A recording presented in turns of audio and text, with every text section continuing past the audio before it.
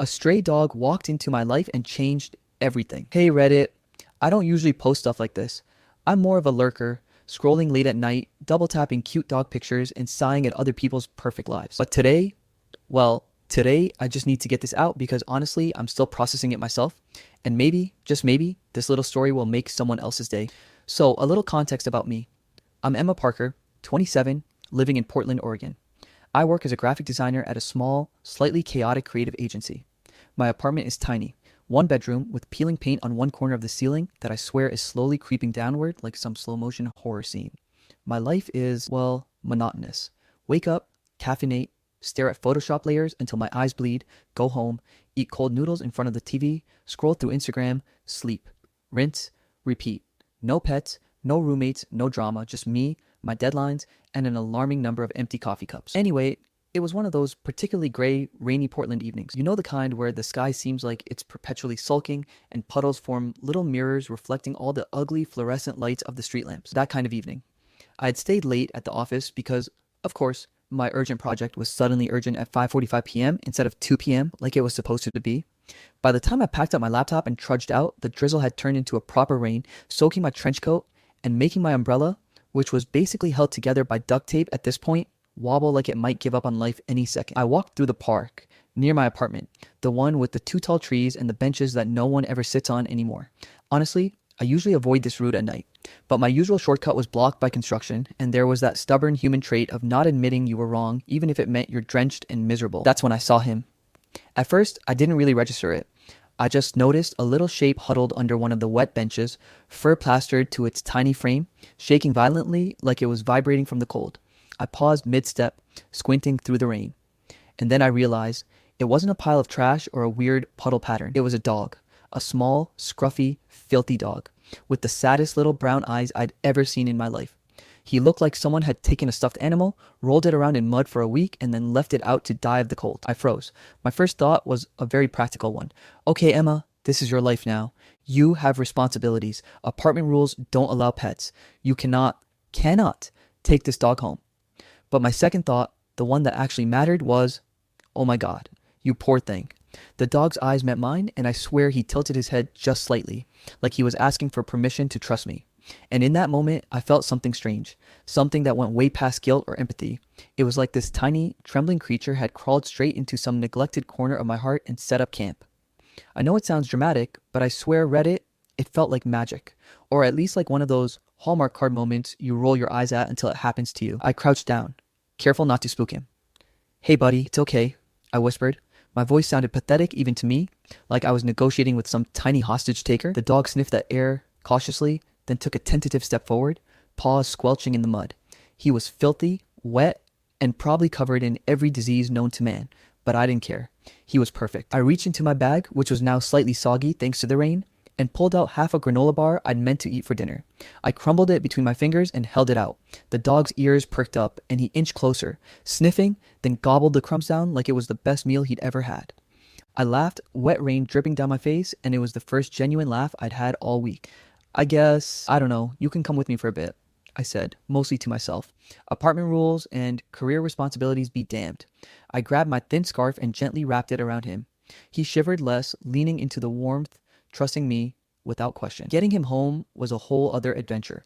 I had to keep him under my coat like some tragic, furry burrito, trying to avoid pedestrians who looked at me like I had lost my mind. By the time I reached my apartment, I was soaked, muddy, and exhilarated. The little dog, who I had already decided in my heart to call Charlie, stared up at me with those big, pleading eyes, and I felt my life shifting in ways I didn't even know I needed. I cleaned him up as best I could in my tiny bathroom, wrapping him in towels and using the last of my shampoo, which he seemed to enjoy suspiciously. He even let me brush some of the worst of the mud out. I kept talking to him the entire time, partly because I felt ridiculous talking to a dog, partly because it felt natural. There you go, Charlie. You're safe now. You're home. I hope you like it. By the time I was done, he had claimed a spot on my couch. Well, technically my couch, but who's counting? And was staring at me like he had ownership papers in his paw. I flopped down beside him, exhausted, wet, and slightly terrified of how attached I was already getting. And here's the thing, I realized something terrifying and wonderful at the same time. This little stray dog, this random, scruffy, slightly stinky creature, was slowly becoming the center of my world. Over the next few hours, we bonded in small, quiet ways. He would nuzzle against my hand when I absent-mindedly typed on my laptop, or paw gently at me if I ignored him while eating. He would follow me from room to room, always just a step behind, as if he couldn't let me out of his sight. And I let him. I didn't stop him. I didn't correct him. I just let myself feel that happiness, that warmth that comes from caring for another being completely unconditionally. It wasn't all perfect, of course. He tried to chew my favorite sneakers, knocked over a plant, and made a mess that took me an hour to clean. But even in those moments, I laughed in a way I hadn't laughed in months. There was a spark in my life again, tiny but persistent, and I could feel it growing. I fell asleep that night. On the couch, Charlie curled up beside me, the rain still drumming softly against my window. And as I drifted off, I thought about how absurd it was. How one stray dog appearing out of nowhere on a rainy evening could make me question everything about my carefully controlled life. Could I actually keep him? Could I handle the responsibility? Could I let this little creature completely upend the monotonous routine I had built for myself? I didn't have answers. And honestly, I didn't want them. Because in the chaos of that uncertainty, I felt alive again. And somehow I knew that my life was about to change. Dramatically, irrevocably, and in ways I couldn't even imagine. The rain outside didn't feel sad anymore. It felt like a curtain being pulled back, revealing something brighter behind it. And that little, scruffy dog, Charlie, was standing right in the doorway of my heart, inviting me in. I had no idea what the future held. All I knew was that, for the first time in years, I felt like I wasn't alone. Not really. Not with Charlie there. Warm, scruffy, and stubbornly refusing to leave my side. And that was just the beginning. Hey Reddit, so if you thought my last post was dramatic, buckle up. Because apparently, adopting a stray dog is not just about cute snuggles and Instagram-worthy moments. Who knew? Honestly, I didn't. I had this idea in my head that taking in a stray was basically feeding them once, letting them sleep on your couch, and life magically becomes better. Spoiler alert, it's nothing like that. But I wouldn't trade it for anything. After the first night with Charlie, my scruffy little tornado of fur, I realized I had to make a decision. I couldn't just keep him around temporarily. I mean, yes, the temptation to treat him like a temporary pet was strong. He was adorable, I was lonely, everything was convenient in that short-term way, but he deserved more. And honestly, so did I. So, the next morning, armed with coffee, determination, and a mild sense of panic, I set out on what I now think of as the adoption roller coaster from hell and heaven. First stop, the vet. I thought this would be simple. You go in, they poke and prod a little, give the dog some shots, maybe tell you what food to buy, and boom, responsible adulting complete. That was naive. Charlie, for instance, decided he hated car rides. Like, screamed in the back seat, drooling all over the seats, trying to chew the seatbelt kind of hate. I sat in the driver's seat, with one hand on the wheel and one hand on a leash attached to a very determined escape artist, muttering to him like a deranged cult leader. No, Charlie, we are not escaping. The vet is nice. I promise, maybe. By the time we arrived, I was soaked from drizzle, my hair was sticking to my face, and Charlie was firmly wedged under my arm like a furry, panicked sack of potatoes. The receptionist smiled politely, probably thinking I had lost my mind, and maybe I had. Once inside, chaos ensued. Charlie managed to convince the vet that his favorite hobby was barking incessantly at everything, biting gently at the leash whenever it crossed his line of sight, and somehow rolling in a puddle of hand sanitizer. It was intense. But after a series of vaccinations, microchipping, and general checkups, the vet looked at me and said, "He's healthy, sweet, and you might be his person." That last part made me choke a little, in a good way. It was official. Charlie was mine, or I was his, probably both. The next challenge? Training. I say training, but what I really mean is me learning to deal with a small tornado disguised as a dog. Charlie had opinions, strong opinions. Like, if he didn't want to go on a walk because it was slightly drizzling, he would plant his little paws in place and refuse to budge, staring at me with those big brown eyes that could guilt an entire city. If I tried to eat without sharing, he would whine, then dramatically flop onto his side, making the world seem like the end of all justice. And God forbid I ignored him for even 5 seconds. He would find some object to chew. Shoes, plants, a book I was mid-read. It was exhausting, humbling, and occasionally hilarious. I discovered patience I didn't know I had, mostly because I had no choice. There were mornings when I woke up to find Charlie had decided my favorite blanket was now a chew toy, and my initial instinct was panic. Then I remembered that he had probably been cold, scared, and alone for weeks, maybe months, and honestly, he was kind of adorable, covered in fluff and slobber. Through these daily struggles, I also noticed something changing in me. My energy levels were higher. I started waking up earlier, not because of work deadlines, but because Charlie wanted breakfast, and honestly, his enthusiasm was contagious. I started walking longer distances, exploring the neighborhood more, noticing things I hadn't before. The cherry trees blooming, the weird little murals painted on side streets, the old man who always fed pigeons at the corner of my block.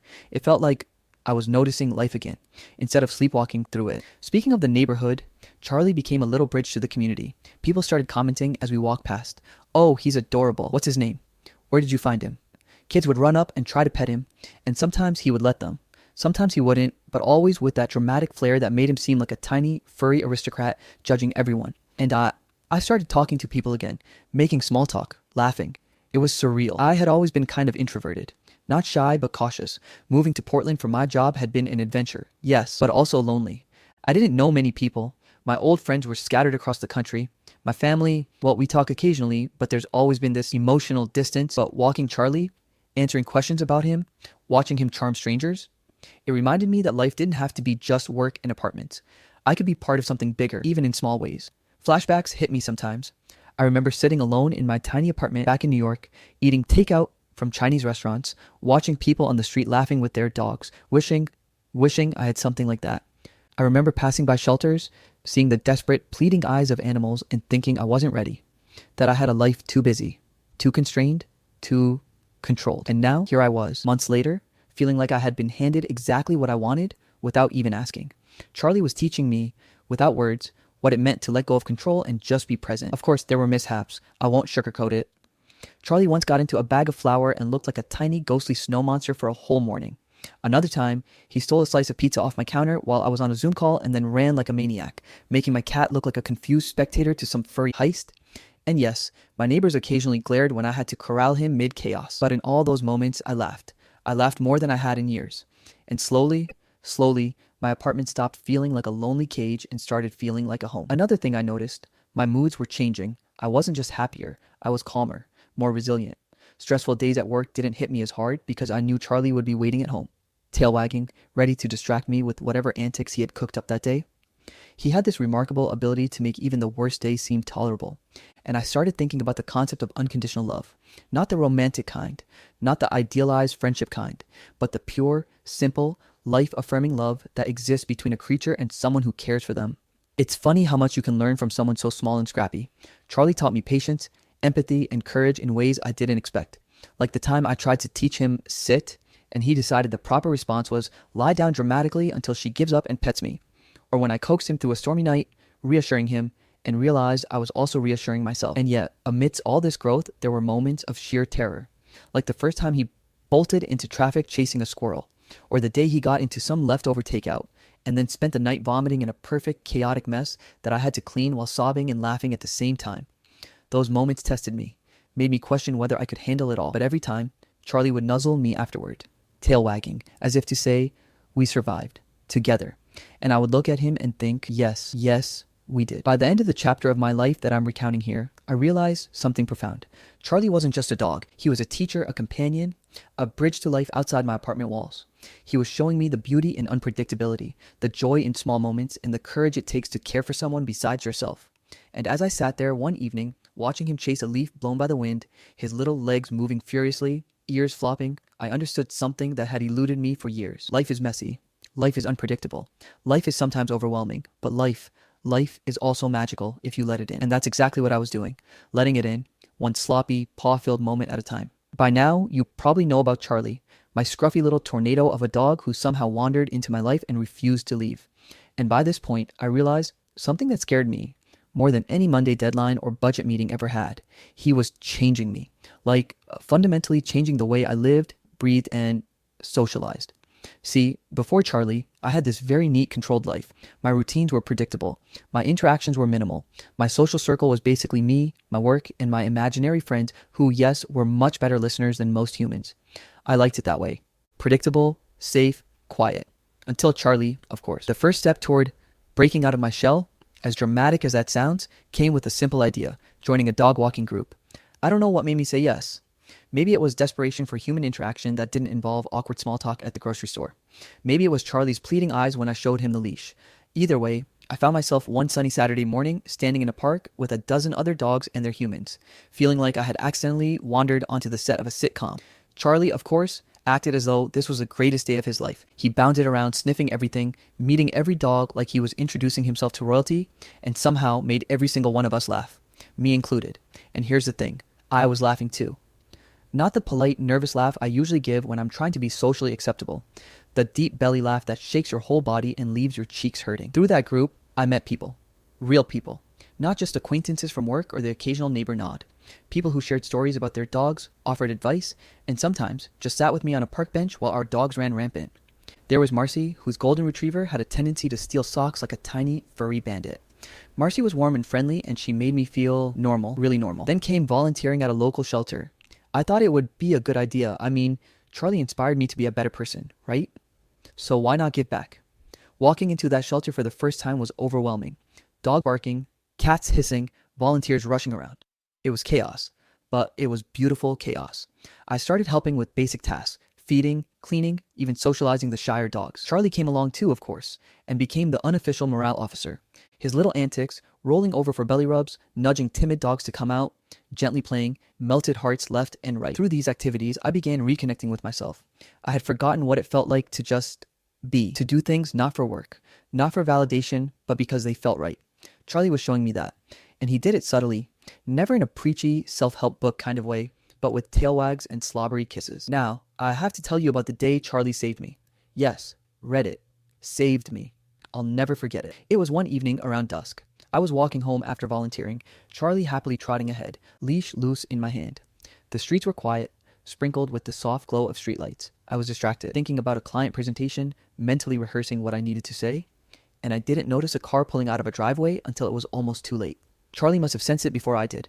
I felt a sudden tug on the leash, a firm pull that yanked me back and sent me sprawling onto the sidewalk, just as the car honked and skidded past. My heart was racing, hands scraped, and I looked down at him, and he just looked back at me like, "Are you okay?" Because I was not having that nonsense. It hit me then. This tiny, scruffy dog, who I had rescued thinking I was saving him, was looking out for me in ways I never anticipated.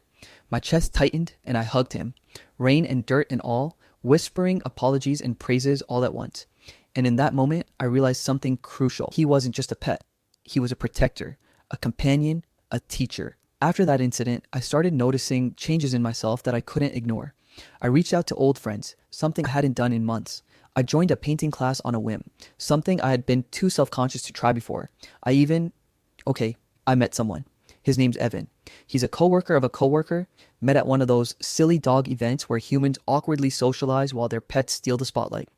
Charlie and Evan got along instantly, which was basically the first and most important approval I needed. Of course, life with Charlie wasn't all profound lessons and emotional breakthroughs.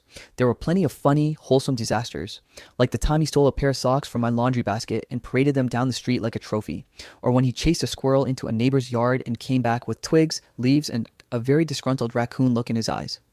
People would comment, laugh, and sometimes shake their heads, but Charlie didn't care, and slowly, neither did I. I realized life was better when you didn't sweat the small stuff. The neighborhood became our little stage. Kids ran up to play with him. Elderly neighbors started waving every morning, and strangers began calling out, "Hey, that's Charlie." It was strange, surreal even, to have this small creature literally transform the way people looked at me. And through it all, I felt something I hadn't felt in years. Connectedness. I belonged. In my own quirky, chaotic way, I belonged. But it wasn't just social life that changed. My confidence grew in subtle, meaningful ways.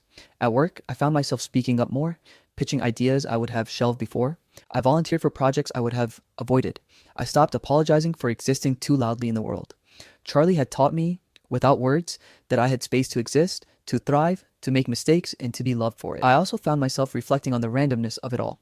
One rainy night, months ago, I had just seen him shivering under a bench, and now, here he was. My constant companion, my motivation, my heart outside of my body. It was mind-blowing to realize how much a small act of kindness, feeding a stray, offering warmth, could ripple through life in ways I hadn't imagined. That tiny, scruffy dog didn't just change my day-to-day. He changed me. And let's be honest, Reddit, he was also hilarious. There were nights when I would just sit on the couch, exhausted, and watch him chase his tail in circles until he collapsed dramatically, looking at me like, "Did you see that? Pure athleticism." Or the time he jumped into a pile of autumn leaves and came out with a leaf crown on his head, which he then shook off onto my laptop. Life with Charlie was unpredictable, messy, ridiculous, and I loved every second. By the end of this chapter of my life, I realized something. I had started to embrace the unknown, to step out of my comfort zone, and to accept that life doesn't always go according to plan. Charlie was my guide in all of this. He taught me patience, loyalty, courage, and joy. He showed me how to laugh, how to love, and how to take small risks that led to immense rewards. I understood, finally, that he wasn't just a dog. He was a teacher, a catalyst, a living, breathing lesson in living fully.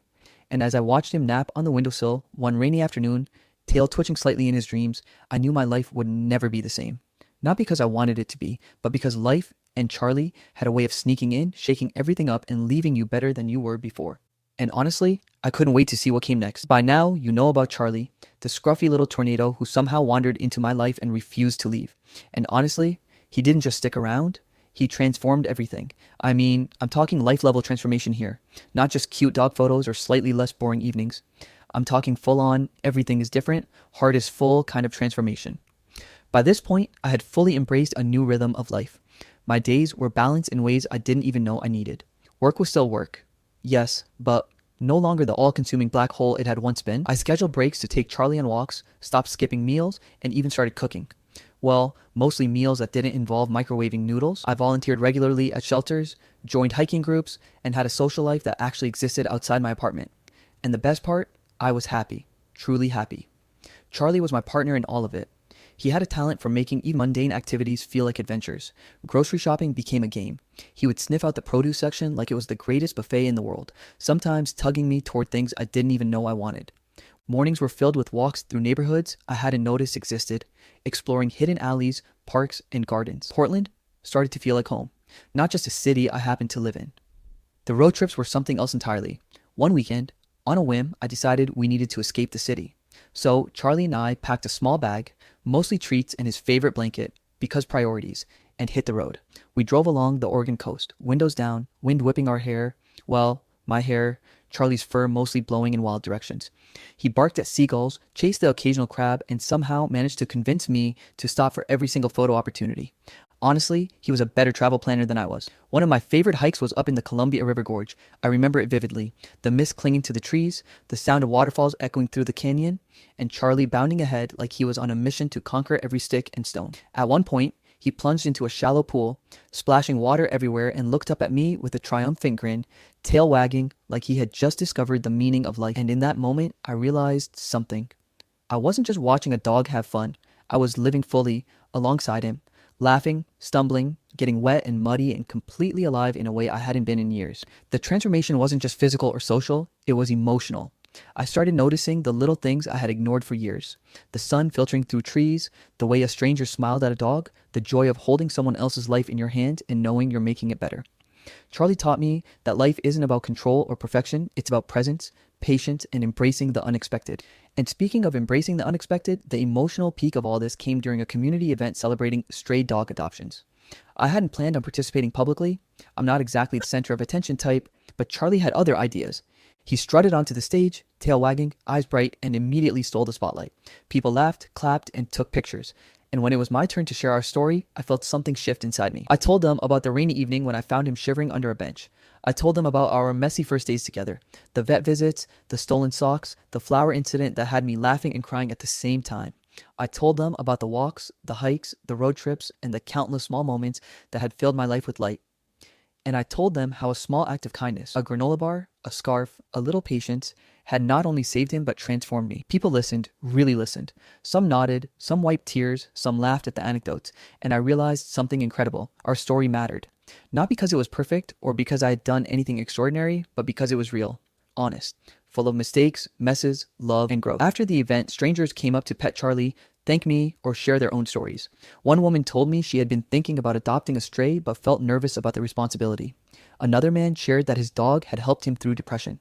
And as I watched Charlie roll in the grass, muddy and triumphant, I felt a swell of gratitude. Not just for him, but for life, for chance, for this messy, unpredictable journey that had led us here. Even our everyday routines had become adventures. Mornings were still filled with walks, but now they included greetings from neighbors, play dates with other dogs, and the occasional coffee from a nearby cafe that had started leaving dog treats out for him. Evenings were quieter, but richer, with Charlie curled up next to me, sleeping soundly after a day of chaos and exploration. And weekends, road trips, hikes, volunteering, laughter, friends, new experiences, all threaded together by the presence of one small, scruffy dog who refused to leave my side. I started reflecting a lot on the past. On the rainy night, I found Charlie on the lonely dinners, the monotonous routines, the isolation I had accepted as normal. And I realized something profound. A life can change in the blink of an eye. One small encounter, one act of kindness, one decision to open your heart. It can transform everything. I had thought I was saving Charlie, but in truth, he had saved me. And every day since, he continued to teach me about love, joy, patience, and the beauty of the unpredictable. There were challenges, of course. Life isn't suddenly perfect just because you adopt a dog. He got sick once during a road trip, which had me panicking and hugging him at the vet like a frantic mess. He chewed through my favorite scarf one snowy morning. He chased a squirrel onto a neighbor's porch and caused a minor uproar. But through all of it, I laughed. I adapted, I grew, and I loved every messy, chaotic moment. By the end of this chapter of my life, well, the chapter I'm sharing here, I realized something essential. Life will always throw surprises. Some will make you cry, some will make you laugh, and some will challenge everything you thought you knew about yourself. But sometimes, the smallest creature, the one you didn't even see coming, can make the biggest difference. Charlie was that creature for me. And here's the truly amazing part. It wasn't just about him. It was about me too. About learning to live fully, to take risks, to embrace joy and connection and love in ways I had avoided for years. It was about understanding that happiness doesn't always come from controlling your world. It comes from letting a little chaos in, from opening your heart, from noticing the small, beautiful moments that fill life with light. So now, here I am, sitting in my apartment. Charlie sprawled on the windowsill, rain pattering gently against the glass. I'm smiling, heart full, exhausted from a day of adventure, grateful beyond words. Life is still messy.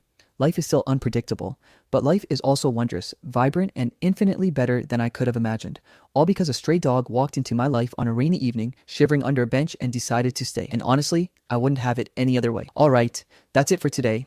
I hope you enjoyed the story. We have so many more amazing stories coming your way, so make sure you hit that subscribe button. Our goal is to reach 100K subscribers by the end of this year, and we'd love for you to be part of this journey. Thanks for watching, and I'll see you in the next story.